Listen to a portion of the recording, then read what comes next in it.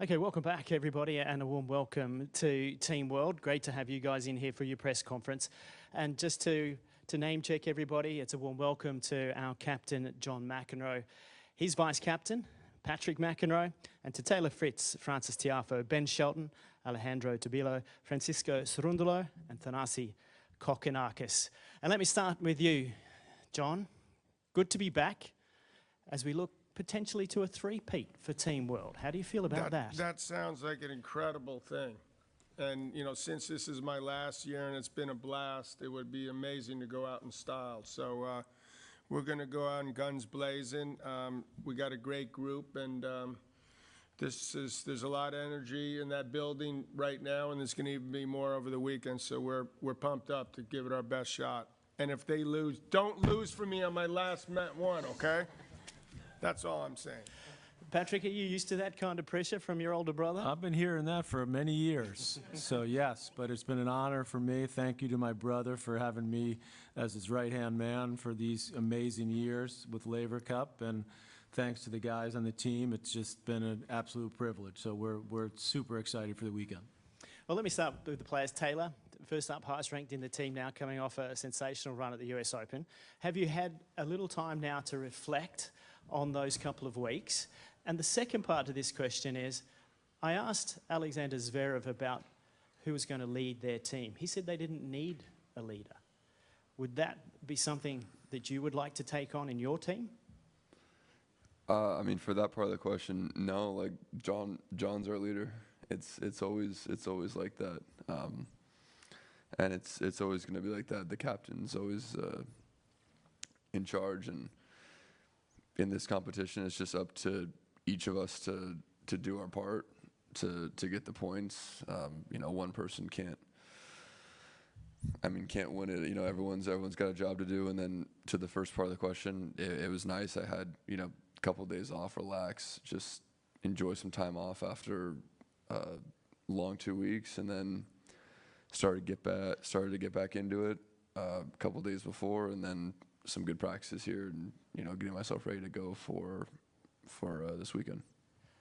Francis, what did you make of your mate in the last 24 hours striking a pose on the catwalk? Have you seen him?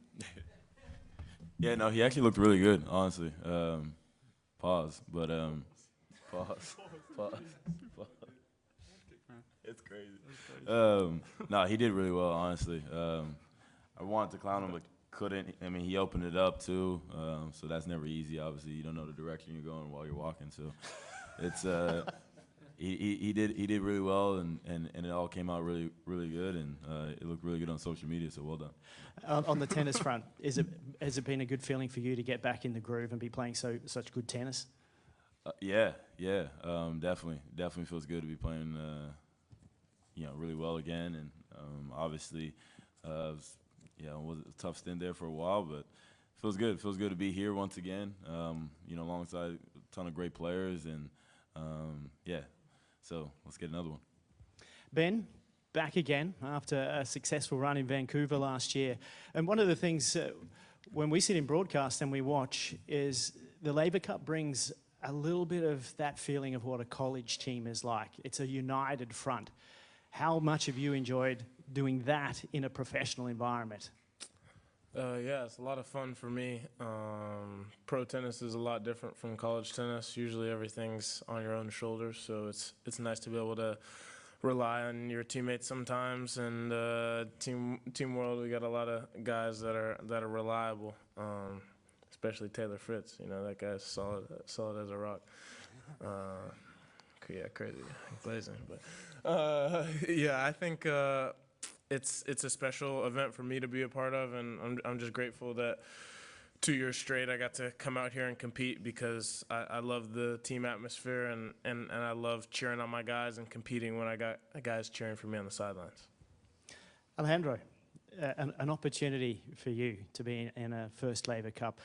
What was it like getting the call to come into the team? Yeah, it was unbelievable. I was with my family, so I told them, and then we all couldn't believe it. It was really nice. So just so happy to be here, especially with all these guys. and hopefully we can come out with the win, and we're all going to be supporting each other like always, and going out there with everything we got. I noticed just a little earlier out on court, you had John on the side of the court with you, and he looked like he was teaching you some backhand moves, some volleys. Is it quite special to have that type of knowledge being delivered to you?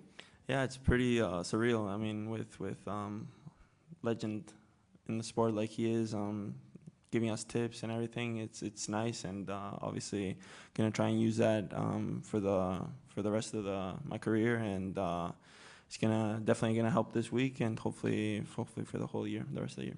Francisco, you're back again. You know what it's like to be out on court, and you're going to be out on court the first match again against Casper Ruud. That is an important one because momentum is huge in this competition. You did it well last year. You're ready to go up against him this year. Yeah, of course. I'm super happy to be back this year. After last year, I really wanted to come back and play for the guys, for John P. Yeah, we had a great experience the last year, so hopefully we can have the three-peat this year, and to start the competition for me and for the team, it's really exciting. It's a nice responsibility to go out there and try to get the first point for the team and start up in the scoreboard. And Thanasi, stepping in the shoes of Alex de Minaur, but when we look at the lineup of both teams, you're the Grand Slam doubles champion in this mix. I forget it. So, what type of chats have you been having about the combos that you might be involved in? I'd hardly call myself a doubles specialist. No, but, I wasn't calling you that. it's Don't fine, worry. it's fine. I've had to live by that, so no, I wasn't fine. calling you that. No, I'm ready to be used when needed. Well, the point about doubles I was trying to make. Dude. Hectic. No, I was ready to peel oranges, honestly, this week. I was going to be an alternate, but I'm happy to get the call up. Obviously sad for Alex. I get along with all these boys well. Friend's the clown. I'm happy to be here. I'm happy to play tomorrow. I'm excited. Whenever he needs me to play, I'll be ready. And yeah, it should be a fun atmosphere. Well, I guess the point I was trying to make, though, is that doubles, particularly for Team World, has been crucial. It's been one of those points that you've been able to rely upon. So there's a little bit of, stress, I guess, within that. Yeah, as I said, I'll be ready. Don't mind coming back on the doubles court. Should be fun. I think I've played maybe 3 this year, so I don't know how much confidence that gives you, Johnny. But I think I'm 1 and 2, so we're looking good. Mate, I was trying to set you up perfectly. It's fine. All right, I'm going to open questions to the floor, if we may. Who would like to go first? Anybody? We'll take some bids. Hello, guys. I asked the same question also to Team Europe. I was wondering how tennis fanatic are you? So did anybody found on a YouTube video of epic Wimbledon final between John McEnroe and Björn Borg and watched it? No and no. That's my answer. What's YouTube, by the way? Is that some? John, this question for you. John over here. I just wondered this year, this being the last year of, with captains changing and obviously Roger retiring, and we don't know how long Rafa's got, the competition feels like it's evolving a bit. And I just wondered sort of the direction you see it going in the next few years. I think it would be important, as I've said every year that I've been here since I started, that it would be important for tennis in general that this event be successful. I believe the idea was to try to make it like the Ryder Cup, which I think is a pretty huge event for golf, and I think it would be great if it was similar in our sport. I think it needs to be given, a specific time, and it doesn't make it so difficult for the players to support this. Because our Babe Ruth, he's a famous baseball player, but one of the hugest guys in our sport, if not, historically, is Rod Laver. So to have his name is really important. And obviously Roger being involved is really key. As important as, maybe most important, that he remains involved. And I believe he will, and I think that's important for this event. And it will evolve. But I think that, we just went through three greatest players that ever lived. We were just watching. And so it was like, what's going to happen? Well, suddenly, things seem to be doing okay. we've got some energy in our sport, and I think that this would help with it, this event.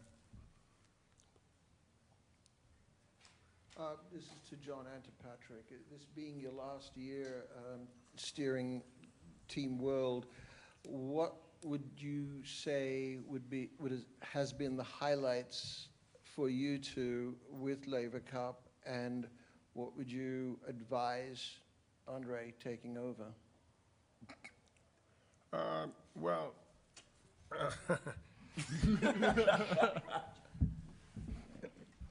don't pay attention to these guys. First of all, you know me well enough to know that Rod Laver was my idol. Roger Federer, to me, is the most beautiful player I've ever seen playing a tennis court. To be able to look at the other side and see my greatest rival and great friend, Björn Borg, and have my brother as my right-hand man, it's pretty hard to, not top that for me personally.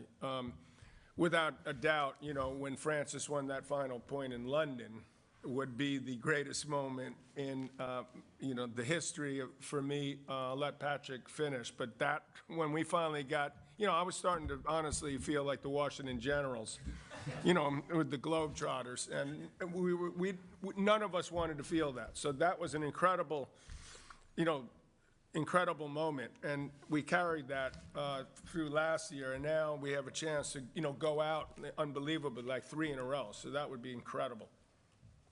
Yeah, I would advise those guys to just put everything into it, because it's really special to get these players together playing on a team, and that's something really unique in our sport. So I remember the year before we won it for the first time, and John and I were in the hotel room in Boston, and let's just say that he wasn't a happy camper. And the competition is very important to us in addition to the camaraderie of the team, for the event itself. It's super fun, it's a great event, but we want to win. This is also a question for John and Patrick.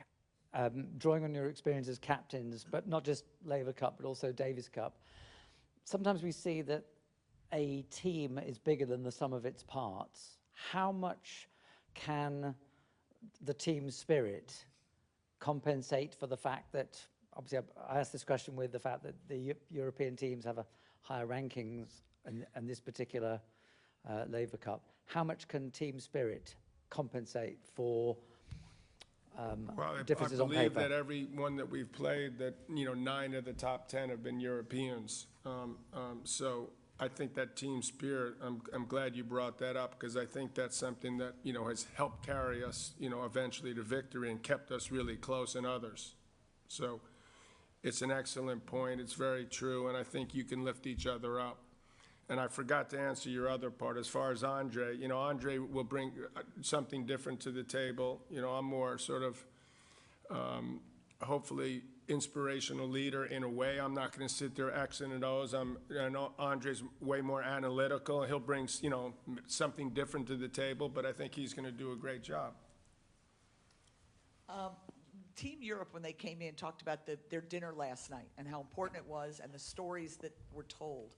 And there was one particularly funny one, and I'm just wondering for you guys, when you had your team dinner last night, was there anything, Ben, was there anything that was particularly funny that came out of that dinner? Notice how I'm looking at you just because? No comment. I don't recall. No, I think that the team dinners have been a really cool thing that I've been a part of the last 2 years. We have a lot of characters on this team. Added Thanasi this year, it's gotten out of control. But yeah, we have, I can't remember any specific stories right now that we talked about, but I know last night Johnny Mac dropped a few gems, but. We cannot reveal these stories. Yeah. Europe can. There's a reason why it's only team involved in the dinner, that's it. So there you go. These cameras are everywhere for Laver Cup. It's the only time when there's not a camera. One of the few places they're not is at the team dinner. Well, they didn't give much away. Is there any final questions? Building on the team, this is for John and Patrick again, just how much can these team events do for the individual players in their development? I actually believe it would be better to ask the players themselves, you know, because we're around, I'm at the majors, I'm around here and there a couple times, but it'd be probably more interesting to hear what they had to say about whether or not they feel it helps, hurts, whatever. That's your cue, Francis. Yeah, Francis. No, I think it. Yeah, no, I think it helps a lot.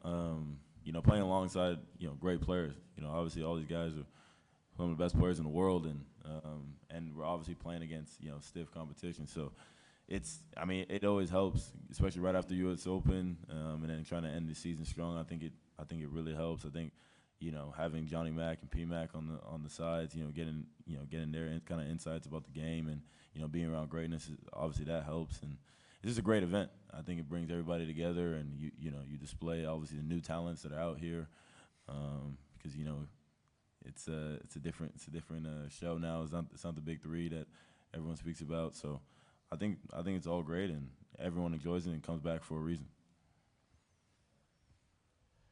If there's nothing else from anybody, I'll say thank you very much to Team World and wish you all the very best of luck over the next 3 days. Thank you.